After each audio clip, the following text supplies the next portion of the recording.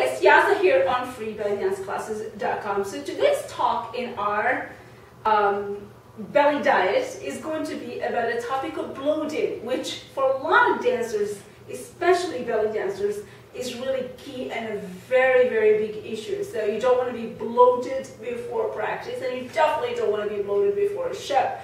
And all dancers really deal with this, and in the world of nutrition there's so many different theories and there's so many different ideas of how to avoid bloating, how to avoid certain foods that make you more bloated than others, and so on. So I want to talk a little bit more about this because it's definitely a big concern for us belly dancers, and it's definitely something that we want to know how to manage. So we have a good class, we have good practice, and we can get our practice obviously on time, but also so we could not have to deal with this when we have a big show coming up. So I made some notes here, so I definitely don't want to forget anything. That's why I made some notes here. I want to go over them with you. But what I want to cover today in this video is more about the nutrition part of it, because obviously there's a lot of different aspects to bloating, and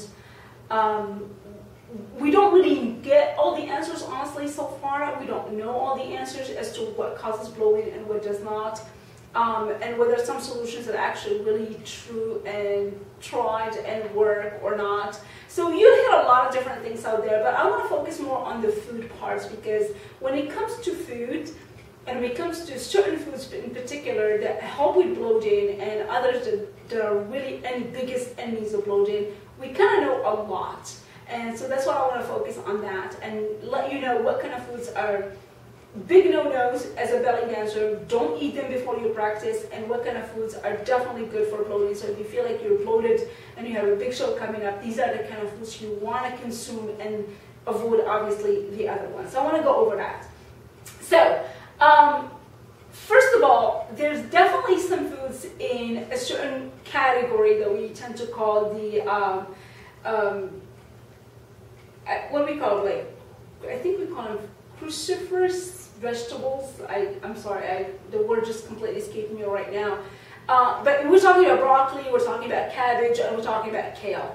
These three foods are the hardest for, as far as green, healthy, good foods, that are the hardest for the body to digest, because they do contain a sugar that requires fermentation from the body. So it stays in your GI tract for a long time and waits for that fermentation process to go through before it actually gets digested. So that just basically means that it takes a long time to digest. So if you're a big consumer of kale and cabbage, cabbage and broccoli, you would notice that, and cauliflower actually is kind of a little bit like that, but not as much.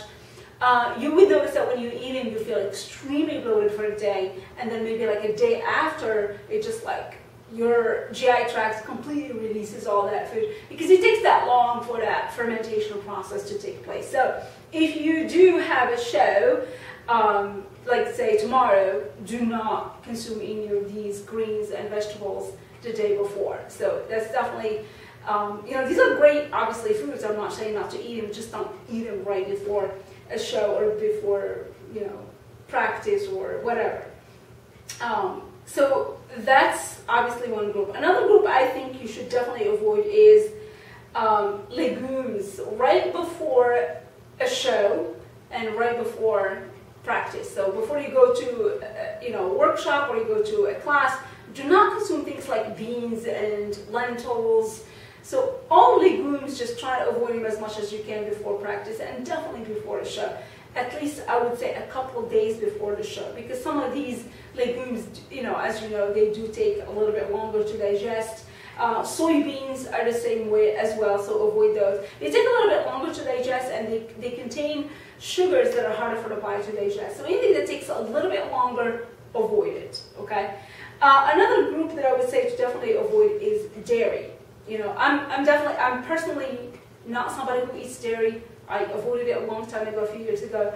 Obviously it falls in my diet here and there because I don't know about it. It's in everything these days.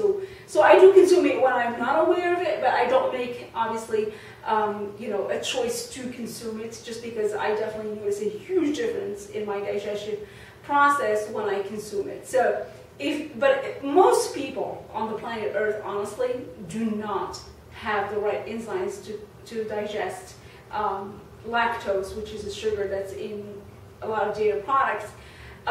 So if you can avoid it, great. If you can use substitutes, other milks like coconut, almonds, flax, hemp, there's a lot of different alternatives these days. You can use those, that's great. If you can use lactose-free milk, that's even better sometimes if you really, really want to have dairy. So there are choices out there. Be aware of that right before a big performance, or if you have a big workshop coming up, or if you're a teacher and you have to teach, don't consume those things because you'll feel extremely uncomfortable for at least a day. So avoid those things, I would say, at least a couple days before.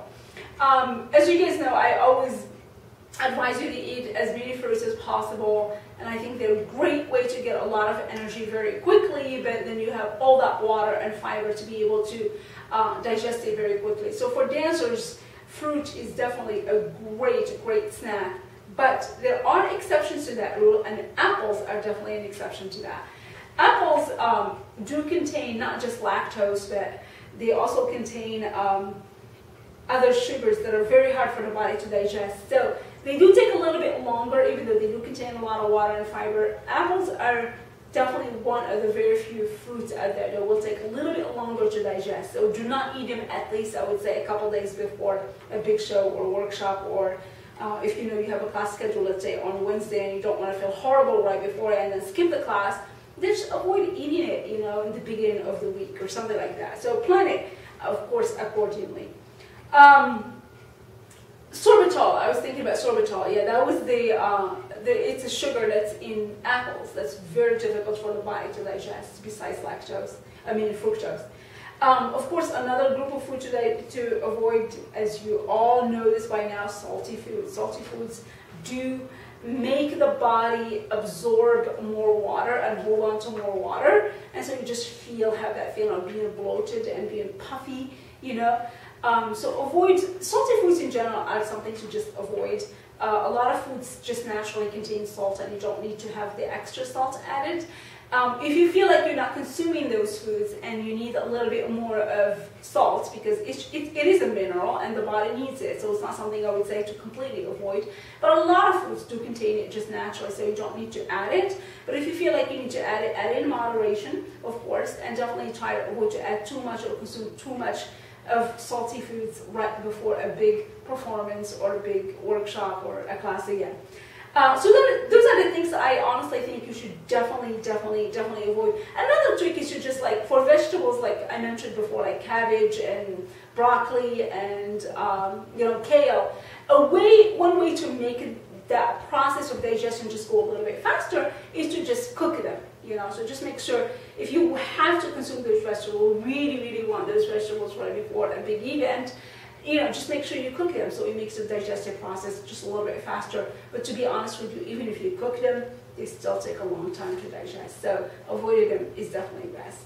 Okay, so this is the group of foods that I definitely think you have to avoid in order to avoid bloating if you have something big coming up as a dancer. Now let's talk about what if you feel like bloated, or what would be ideally your diet before a big show or a workshop or a class. What are the foods that would be better to eat because they are better for getting rid of water and they don't hold on to too much water, and they help with bloating. So first of all, cucumber. Of course, if it's in season, it's not always available. We are in winter right now. I don't know when you're watching this video, but it is definitely not a vegetable that's available any time of the year. But if you are lucky to have it around and you feel very bloated, cucumber is definitely a vegetable, or some people call it a fruit, whatever you want to call it, that definitely helps with bloating. You hear people a lot of times use it for under eye for puffiness. It does contain an antioxidant that helps with puffiness. So when you consume it, it does also help with the puffiness in your body when you have consumed too much salty food and you have that feeling of being bloated. So cucumber is awesome. So you can consume it in your salads, you can consume it as a juice, however you like to consume it, or just obviously plain by itself. So cucumber is awesome. There are some fruits. I'm always a big fan of fruits, like I said. You get your energy, you get your water, you get your fiber, and sometimes you get amazing extra benefits. And when you are bloated, some of those benefits could come from fruits like bananas, like kiwis, avocados, and oranges, and pistachios. Pistachio obviously is not a fruit, but these group of fruits and nuts, I personally love them a lot because they really do help preventing water retention. They make you flush more water. And you'll notice that when you eat them, not only do you feel your digestion is better, but you also feel like you go to the bathroom much more often. So I'm talking about bananas, kiwis, pistachios, like I mentioned, as one of the very few nuts that I personally can tolerate, and we'll talk about nuts later, and avocados, like I said, and oranges.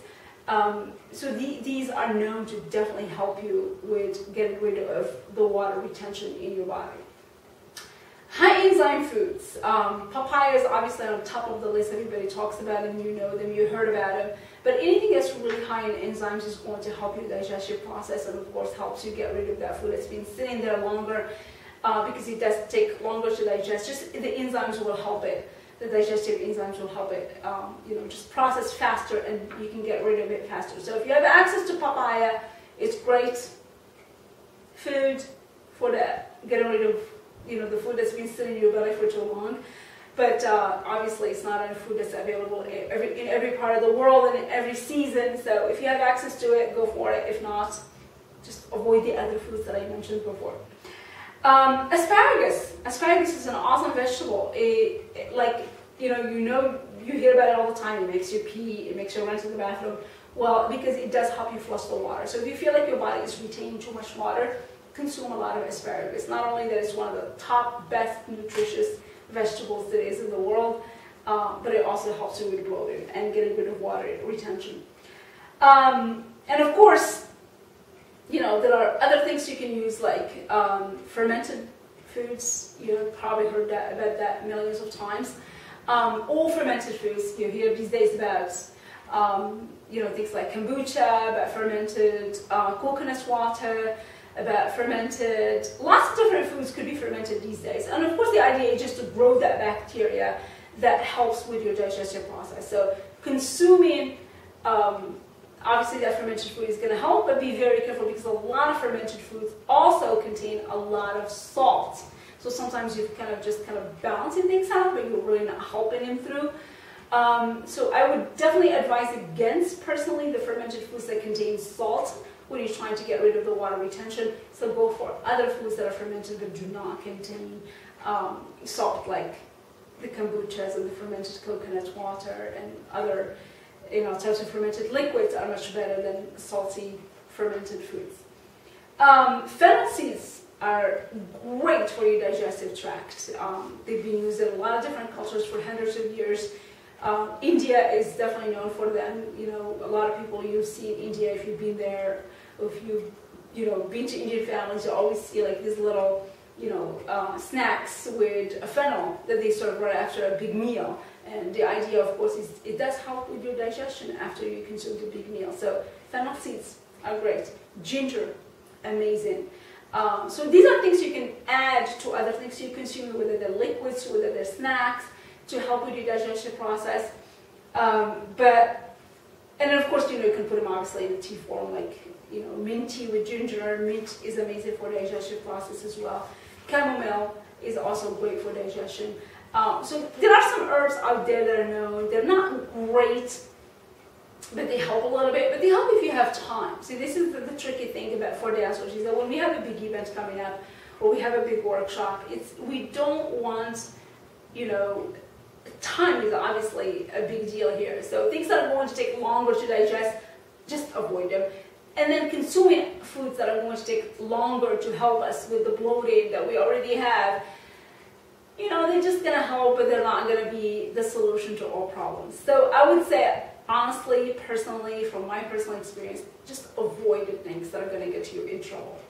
And if you have time, if you have a week before a big event and you feel a little bit bloated, then you can consume these foods that I mentioned in the second category. But they do take time. Everything takes time. The human body is very gentle, and you have to be nice to yourself and you have to take time with it. So avoid screwing up before, so you don't have to fix it, because the fixing of everything when it comes to our human body takes longer than screwing it up, as you all know. You know, it takes longer to get rid of weight than to put it on. You know, it takes longer to clean up your body than to mess it up. So just be gentle with yourself and know what works and what doesn't, and know what works for you and doesn't, because even all these examples of foods that I mentioned that cause bloating and that help you get rid of bloating, you know, they work differently for different people. So don't feel like, you know, these are rules. You know, they might work faster for some people and they might take a little bit longer for other people. So experiment, see what works for you, and then know your rules, and before you have a big event, you know exactly what to do with your body and what not to do.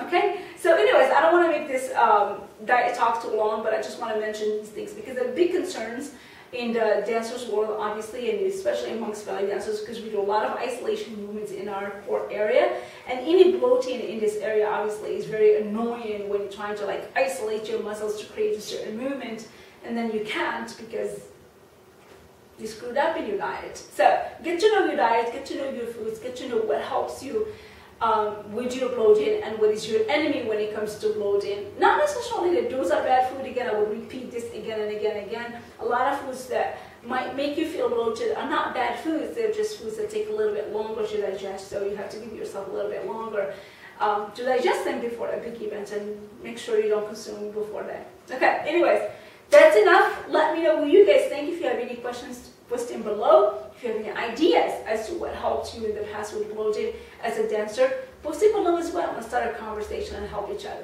Alright, I'll see you guys next time with another video. Hopefully we'll do another diet talk. In the meantime, make sure you definitely subscribe to the YouTube channel and definitely subscribe to the email list, because that's how you get to win this month of Marshall with the Win, the hashtag 3 days belly dance. Alright, I'll see you next time. freebellydance.com is our website. Bye!